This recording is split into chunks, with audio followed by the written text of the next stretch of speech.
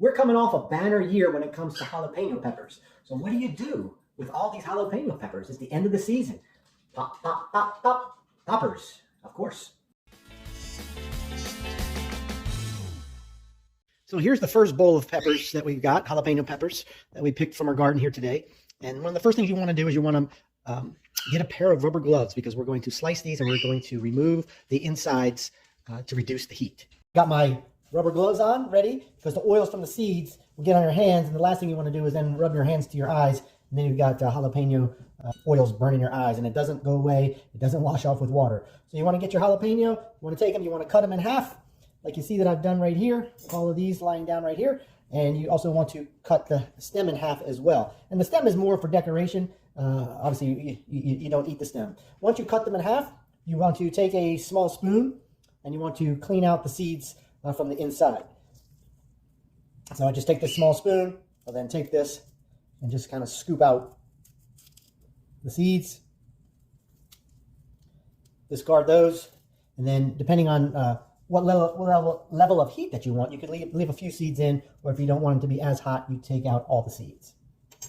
Now once this is done, we're going to then move on to making our mixture that's going to be filled in the hot peppers. For the mixture, we're going to use 6 ounces of cream cheese. We're going to use 4 ounces of shredded sharp cheddar cheese and 1 teaspoon of garlic powder. You don't have to put in the garlic powder if you don't want to, but I like to add a little bit more flavor. And then we are going to add some chives. Green onions I find are a little bit too strong for this, so I like to add chives. I've actually done a little hack here. I actually bought cream cheese with chives already in it, so we're not going to have to cut up the chives tonight. It's already in there. So there's 6 ounces of cream cheese. Here's our 4 ounces of sharp cheddar cheese.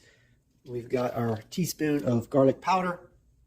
We're going to mix this up, and then we'll get to the crunchy part of the poppers. Traditional jalapeno poppers come fried, and it's fried all the way around.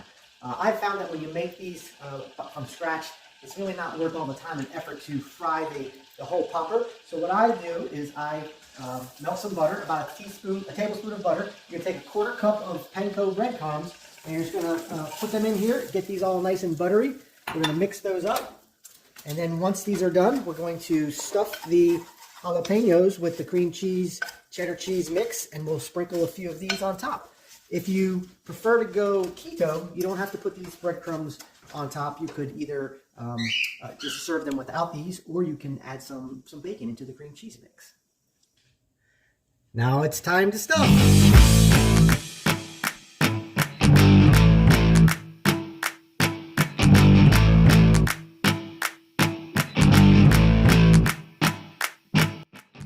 All right, now that we have all the jalapeno stuff, we're going to go ahead and take the panko breadcrumb mixture. We're going to just go ahead and sprinkle it on top of all the little individual poppers. And then once that's done, we're going to go ahead and put it in the oven, which has been preheating at 400 for about 18 to 20 minutes until golden brown. So we'll put these on a cookie sheet and then put them in on the middle rack, and they're going to cook for approximately 20 minutes. You want to just cook them long enough to where they just become soft, but not too soft that when you pick them up, they just collapse and fall apart. And here they are. They make a great football appetizer, whether you're on a tailgate or a Super Bowl. Have a good time. A little bit of heat and a little bit of crunchy. Enjoy.